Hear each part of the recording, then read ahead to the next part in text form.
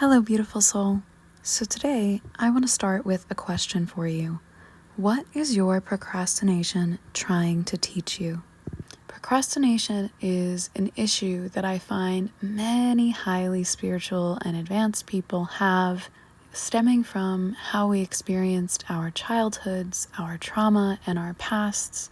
And it's an issue that a lot of us discount towards things like ADHD or other aspects of mental health, and forget that sometimes it's actually teaching us a very relevant and important spiritual lesson.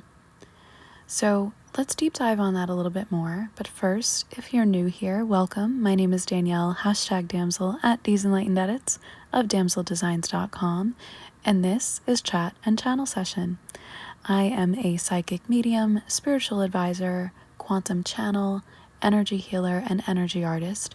And in these sessions, my guides, or in some cases some of you, present me with a topic and we have a stream of consciousness channeling on it. Feel free to join in through the chat in the comments, and I would love to hear your thoughts and get a healthy discourse going. I also invite you to open up the Notes app on your phone or favorite device as you're listening, or perhaps go old-fashioned and get out a pen and paper or a journal and have a stream of consciousness of your own. Do some stream of consciousness writing along with me with the inspiration of the vocal light codes in my voice, and see what messages your guides bring to you in this process. So, as I said, we're talking about procrastination today. And in tracing this back to the roots within myself and with my healing clients, I noticed that a reoccurring pattern stemmed from the fact that many of us grew up with childhoods that were unstable, perhaps with emotionally immature parents or emotionally unavailable parents, or parents that were emotionally mature but just weren't around a great deal, so we didn't have that level of stability with them. And in doing this, if we grew up in these unstable environments or always changing environments, if we couldn't count on things in a concrete way during those crucial years of initial development and of our brain growth, and especially of our chakra system growth, right? Because our chakras do grow and develop with us at different ages. And from 0 to 7, we are developing not only key parts of our brain, but also the root chakra, which is responsible for our grounding and our stability, our finances, and even in some cases, our willpower. So if during these years we had this instability, we had unpredictability, we had parents that were constantly changing things, or environments that were always changing, or if we had parents that didn't really follow through on their promises or their promises to themselves in terms of their self-care, then what happens is we developed a subconscious core belief that things really can't be counted on. Perhaps people can't really be counted on. And if we have this core belief that we can't count on things, times, people, or follow through, then we developed a coping mechanism or a self-protection mechanism that states, well, maybe if I leave it till the last minute, if I leave it as long as possible, then I will have this built-in scenario where if it doesn't work out, then at least I know I only have myself to blame for leaving it so long. So if we have a lot of wounding around the fact that things just didn't work out at an early age, time and time again, plans got changed or canceled, or promises were broken to us from our parents, then we develop this self-betrayal mechanism as well as a means of coping with that and understanding that, to say, well, if they couldn't be loyal to me or keep promises to me, or if life couldn't be loyal or keep promises to me, then I'm going to have a wishy-washy relationship with keeping promises to myself, or with the ability to believe that I could fulfill things for myself, or that the universe could fulfill things for me, because at that early age, my parents or my caretakers could not fulfill for me or keep things stable for me. And so this is where we have patterns and habits come up of, staying up really late, even though we know we have to get up early in the morning. Sometimes we tell ourselves that's the only time that we have, or we self-sabotage by staying up late if there's something that we are trying to avoid in the morning, or we leave an assignment or a task or a phone call or an email till the last minute, because then if it doesn't work out, or if the other party has a disappointing result or a critical response to it, then we can have a quote-unquote reason to blame ourselves for why that happened. And we're just constantly re-establishing these cycles of disappointment and fear and sometimes manipulation from childhood, in my experience. So that is really where the pattern stems from. And if we can understand that and work on the deep roots of healing it, which will be an individual process, right? In terms of getting in touch with your own inner child or your inner children and understanding the things that happened to you, and, resetting that and forming a new neural network and a new mental track in terms of your self-talk and your subconscious self-talk, your self-concept and your beliefs. That's all going to be individual. Of course, it's something that I can help with if you're called to work with me on, but it's something that you can do in terms of just starting with being aware of this, revisiting some of the first times that this may have happened, showing yourself compassion for having to go through that, and reestablishing new self-talk that says, maybe it does get to work out. Maybe it does get to be received well. Maybe it works out even better than I expect. Not anticipating a negative result or a negative reaction based on ones that we may have gotten in our past, or not disbelieving in ourselves to the point that we have to leave it till the last minute in order to build up enough energy or stamina to do it or go through with it. But that actually brings us to another point here, which sometimes procrastination is trying to teach you something even beyond looking back and healing these, roots and patterns and core beliefs from the past, which is sometimes, as an awakening soul, as someone with intuition, which if you're here, I know you are, this is teaching you what maybe isn't the smoothest path for you. What maybe isn't on your path at all, what maybe needs a few minutes or hours or days or months or years before it's really ready to be done. In my experience, that sometimes the things that I have avoided in what appeared as procrastination were divine timing of certain things not working out. In order to have other things work out, or in order to show us that that's maybe a wrong turn. I don't really believe in wrong, because I believe everything is experience, but sometimes we take a turn that takes us down a longer path or a detour or more karma rather than clearing karma. And those aren't necessarily the ways that we want to go. But if we're ignoring all of the other signs or red flags that come up in the process, then sometimes we get this feeling that we don't really know where it's coming from in terms of anxiety or fear or sadness or procrastination to tell us, hey, maybe it's best to do something else first.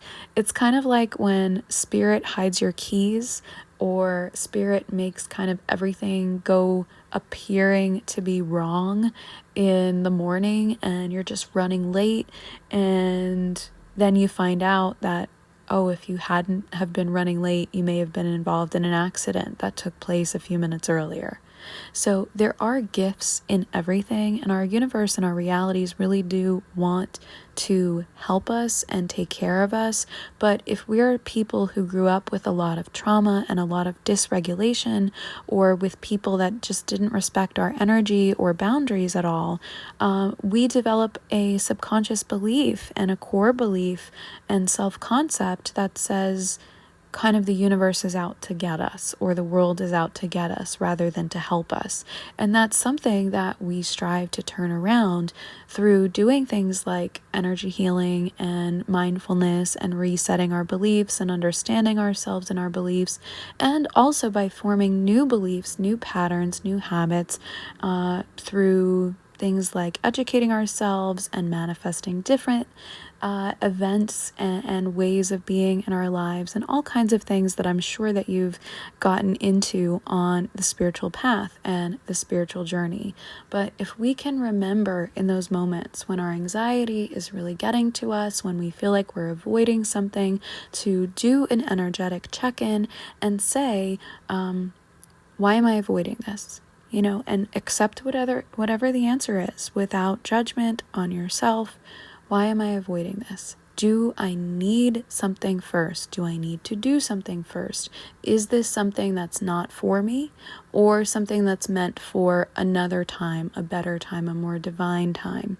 Sometimes we over-agree or over-commit to things, and it's not necessarily that they're the wrong things, but we may try to place them in an earlier timeline than would actually be healthy for us to go through with them. So we may agree to help a friend with something on a Tuesday when really that Tuesday is packed, and it would be better suited to ask them, hey, can we do it Thursday instead? That would really be better for me. Would you mind? Would that work for you? And remembering that we have the right to do that.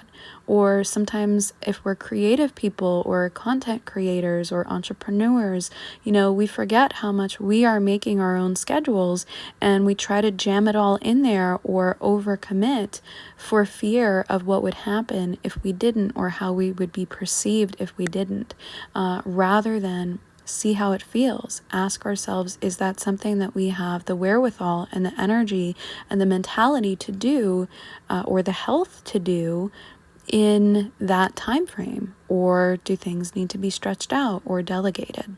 And remembering that we have the right to do this, even if someone else is supposedly making your schedule for you, right? If you have a boss that's making your schedule for you, you have the right to have conversations in a mindful and boundaried way to say,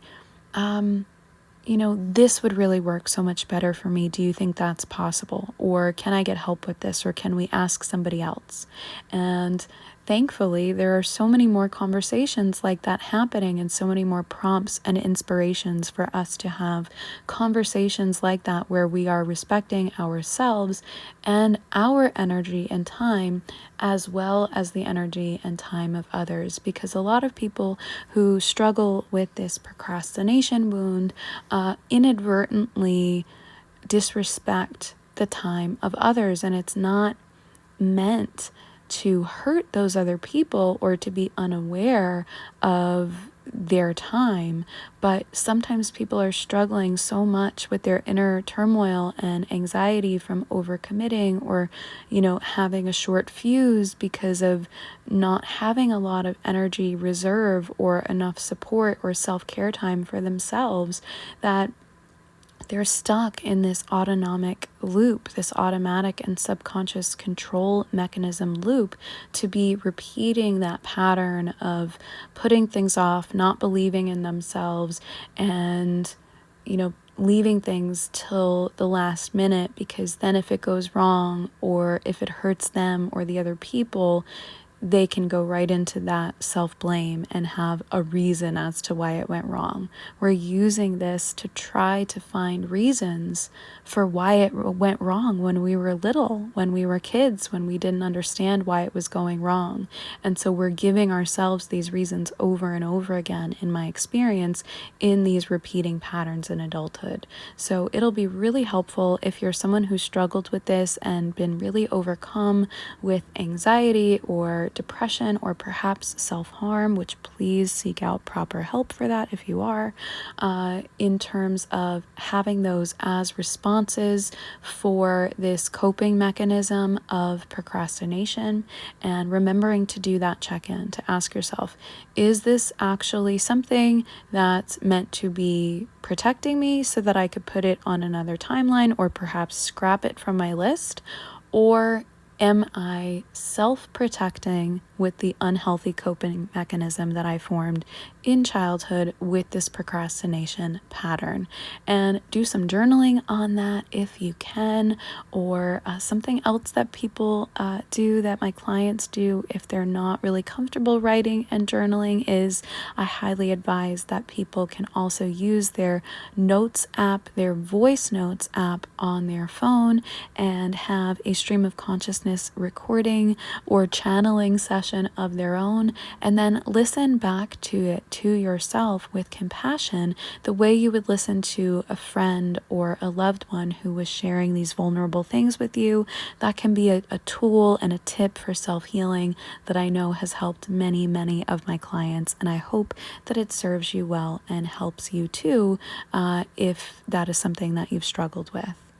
So with that, beautiful soul, I'm going to invite you into one of those processes if you have the time to do it now. If not, no problem. Bookmark this video and come back to it and do your stream of consciousness channeling then when you have time for that self-care. I hope that you have amazing insights that come through to you and help you to approach this and your way of life with more respect and reverence for yourself and more mindful health going forward. If you would like help in working on this, you can visit the links in my video description to go to my website, Damcl Designs, DAMCL Designs.com, where I offer things like quantum and Akashic records, readings, and channelings. There is also a link in the video description and on my website if you'd like to go further and beyond session work into actually energy healing with these things. We can do inner child healing, shamanic soul retrieval, which is trauma informed as well, quantum and Sikhem energy healing, and so much more, including life and consciousness coaching or mystical mentorship. So there is a link to apply for any of those by contacting me, and we can set up a time to talk and see about building you a custom container for that. If this has resonated with you, please remember to give this a like to spread it through the algorithms more and help more people. That would really help me out and I would greatly appreciate it. Remember to subscribe if my works are resonant to you and you would like to stick around for further chat and channel sessions and other spiritual works. There is a chat and channel session playlist, which is also linked in the video description, so you can catch up on previous chat and channel sessions. And on my website, by the way, you will also find other things for your spiritual journey, such as energy art, enlightened merch, and more. If you would like to support my channel and free and public works such as this, and you are called and drawn and able to do so, no pressure, you can help the channel out through all amounts appreciated donations and energy exchange through paypal.me/DSEnlightenedEdits or the donate links in the video description. I appreciate all of you who support in that way or support by liking and sharing this material and being a follower or subscriber. I wish you much luck, positive luck, and love and light codes on your healing journey. I am so glad that you are here and working on yourself so that you can have a better life for you and for all the others that I know you will help just by being you. I will see you next time with love, light, and light codes. Love, Danielle. #Damcl at DSEnlightenedEdits of DamclDesigns.com. Bye for now. Be blessed.